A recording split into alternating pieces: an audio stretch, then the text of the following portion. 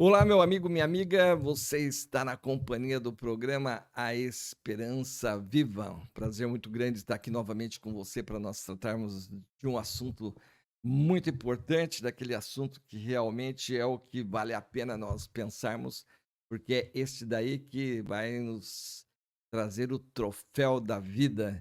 Precisamos estar sempre pensando que a nossa vida ela precisa ser preservada para sempre e este segredo da vida eterna sempre está nas mãos do Senhor Jesus Cristo, é Ele que tem esse poder.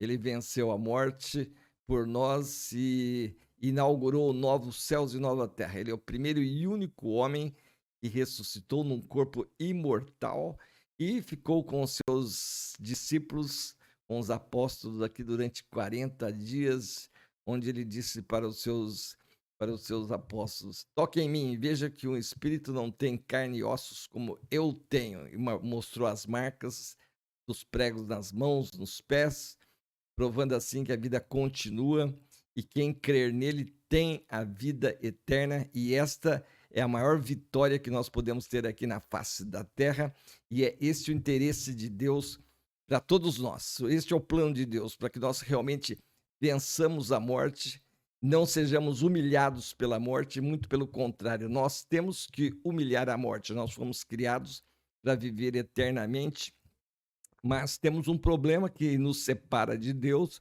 que é o problema do pecado, e o pecado precisa ser eliminado antes de nós irmos embora. E é essa a nossa luta aqui, para que você acorde, para que você pense seriamente nesse assunto, porque a morte é algo inesperado. O fator dela é surpresa, e por isso, então, nós não podemos ser pegos de surpresa. Por isso, então, nós estamos aqui sempre conversando com você a respeito desse assunto, para que nós possamos estar então lutando pelo nosso maior patrimônio, que é a vida.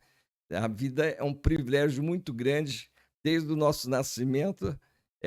Tudo é um grande milagre que acontece nós estarmos aqui vivos aqui no planeta Terra, nesse planeta lindo e maravilhoso, que por causa do pecado o homem está destruindo, porque o pecado é, como sempre digo, uma enfermidade que está na alma do ser humano, e que o maior sintoma do pecado, dessa enfermidade, é o egoísmo, e é ele que traz toda a desgraça na face da terra, no relacionamento entre os homens e no relacionamento do homem com a natureza também. E tudo que o homem bota a mão, ele estraga, ele prejudica. E por isso, então, nós temos que aprender com Jesus a começarmos a viver dentro do padrão de Deus. Por isso Jesus, ele dizia que nós deveríamos aprender a amar uns aos outros, assim como ele nos amou. Por isso, então, o amor é que realmente traz a solução para todo esse problema. E o Jesus foi aquele que morreu por nós, ele se entregou por nós, ele nos amou de tal maneira que deu a sua vida por nós, ele sacrificou a sua vida para nos dar vida eterna, e é isso que nós devemos estar sempre pensando. E como o pecado ele é uma enfermidade que nos leva ao egoísmo, nos leva a pensarmos sempre em nós mesmos, nós queremos que as coisas aconteçam do jeito que nós queremos, não do jeito que Deus estabeleceu. Então Jesus conta uma parábola aqui em Mateus capítulo 18. Ele propõe uma parábola para mostrar para nós que as coisas não são como nós queremos que seja, é como Deus estabeleceu. Então, aqui na parábola de Mateus, capítulo 18, a partir do versículo 9, ele diz assim: propôs também essa parábola a alguns que confiavam em si mesmos por se considerarem justos e desprezavam os outros. Dois homens subiram ao templo com o propósito de orar, um fariseu e outro publicano. O fariseu, posto em pé, orava de si mesmo para si mesmo desta forma: ó Deus, graças te dou porque não sou como os demais homens, roubadores, injustos e adúlteros, nem ainda como este publicano. Jejuo 2 vezes por semana, dou o dízimo de tudo quanto ganho. O publicano, estando em pé, Longe, não ousava nem ainda levantar os olhos ao céu, mas batia no peito, dizendo: Ó Deus, se propício a mim, pecador. Digo-vos que este publicano desceu justificado para a sua casa, e não aquele fariseu, porque todo que se exalta será humilhado, e todo que se humilha será exaltado. Então, Jesus aqui dá o exemplo de duas pessoas, uma que age corretamente diante de Deus e a outra que age de modo errado.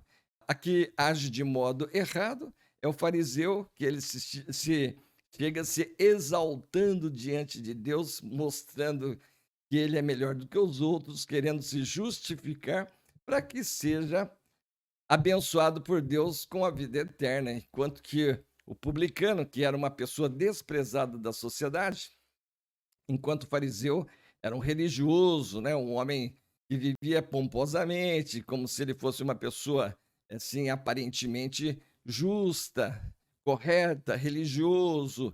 E o publicano era um desprezado, porque o publicano ele era um cobrador de impostos, judeu, que cobrava impostos dos seus irmãos judeus para os romanos, que estavam dominando o país deles ali na época. Então, os publicanos eram completamente desprezados. E o publicano, então, chegou diante de Deus humildemente, pedindo misericórdia. Ó Deus, se propício a mim, pecador, reconhecendo o seu estado de pecador, enfermo espiritualmente e pedindo misericórdia para Deus. Por isso, então, Jesus disse que esse publicano subiu para sua casa, desceu para sua casa, justificado, porque pediu misericórdia, reconheceu que era enfermo, que era pecador, e assim, então, Deus atendeu a oração dele. Enquanto o outro se apresentou com Deus como se ele não tivesse pecado nenhum, como se ele fosse um homem justo, perfeito, que nunca tinha errado e que ele merecia ser salvo por causa dos seus méritos pessoais. E é exatamente isso que nós temos que entender, prezado amigo, que nós não temos mérito nenhum pelo fato de todos nós sermos pecadores. Não há um justo nenhum sequer na face da terra, diz lá o Salmo 14.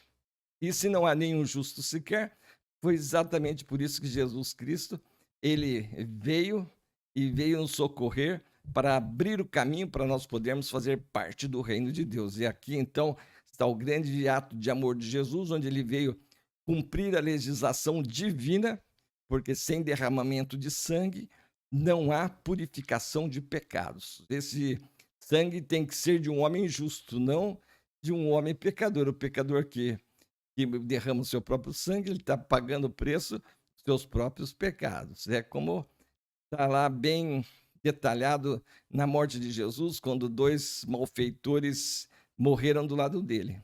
Eles estavam ali morrendo na cruz também, derramando seu sangue, mas eles estavam derramando seu sangue, os ladrões ali, pelo pecado que eles cometeram.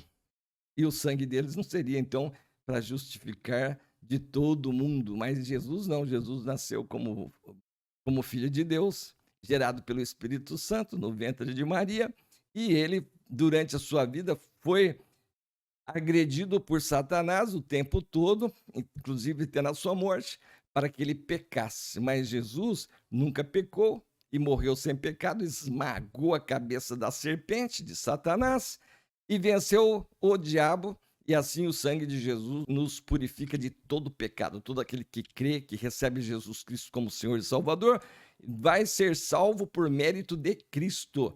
E é exatamente isso que o apóstolo Paulo diz lá em Efésios 2, de 8 a 9, né? Pela graça sois salvos por meio da fé, isto não vem de vós, é dom de Deus, não vem pelas obras, para que ninguém se glorie. E aqui também, em 1 Coríntios, no capítulo 1, a partir do versículo 27, diz assim: Mas Deus escolheu as coisas loucas deste mundo para confundir as sábias. Deus escolheu as coisas fracas deste mundo para confundir as fortes. E Deus escolheu as coisas vis, sem valor deste mundo, e as desprezíveis e as que não são, para aniquilar as que são, para que nenhuma carne se vanglorie perante ele. Então tá aqui, nenhuma carne vai se vangloriar perante Deus. Nós só vamos nos vangloriar pela obra que Jesus Cristo realizou, é o que ele diz aqui nos versículos seguintes. Mas vós sois dele em Jesus Cristo. Todo aquele que realmente já aceitou Jesus Cristo como seu único, todo suficiente Senhor e Salvador, que já pertence a Jesus, então está aqui. Mas vós sois dele em Jesus Cristo, o qual para nós foi feito por Deus sabedoria, justiça, santificação e redenção, para que, como está escrito, aquele que se gloria, glorie-se no Senhor. Aquele que se gloria, glorie-se no Senhor. Então a salvação, a vida eterna, ela é dada por Deus. Nós não conquistamos a vida eterna pelos nossos próprios méritos, é mediante a fé, pela graça. A graça é a morte de Cristo ali na cruz, em nosso lugar, sofrendo a punição dos nossos pecados. E pela graça, então, somos salvos mediante a fé. Agora nós precisamos, então, realmente se arrepender dos nossos pecados, colocar Deus dentro da nossa vida. Se arrepender significa mudar de mente. Nós temos deixado Deus do lado de fora da nossa vida. Se arrepender, agora convidar Deus para fazer parte da nossa vida, pedir perdão para Ele do tempo que nós deixamos Ele do lado de fora, os pecados que nós cometemos, e agora receber Jesus Cristo como seu único e suficiente Salvador.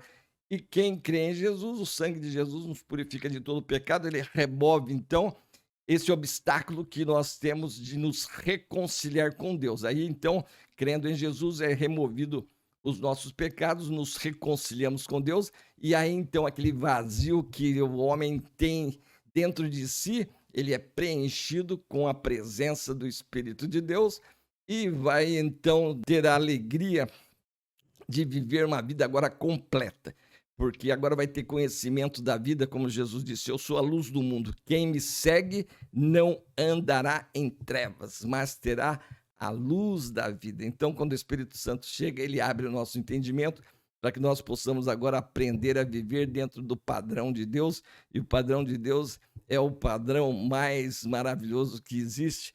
Podemos desfrutar dessa bênção desde já. A salvação é para ser já experimentada hoje. Hoje, se ouvirdes a minha voz, não endureçais os vossos corações. Essa é a esperança de Deus, prezado amigo, que você faça parte do reino dele, que você vença a morte, que você realmente seja uma pessoa vitoriosa, que você tenha essa alegria e que você se humilhe diante de Deus, como aquele publicano que pediu misericórdia. Senhor, se propício a mim, pecador. Reconheça-se pecador, peça perdão, receba Jesus como teu Senhor e Salvador, e você vai então ser recebido, e o Espírito de Deus vai confirmar com o seu Espírito que você já é filho de Deus, para a honra e glória de nosso Deus Pai.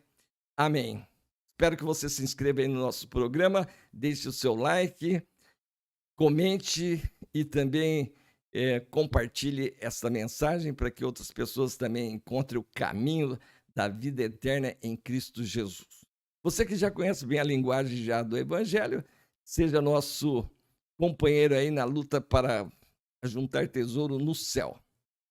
E sempre lembrando que é importante nós estarmos trabalhando diariamente para que o número de salvos esteja aumentando aqui no nosso país. Quanto mais pessoas salvas, mais Deus dentro do país cuidando dos seus filhos. E aí, então, ele dirige o coração do rei da melhor maneira possível para que seus filhos sejam abençoados, conforme diz lá Provérbios 21:1. Espero encontrar você no próximo programa. Até lá. Amém.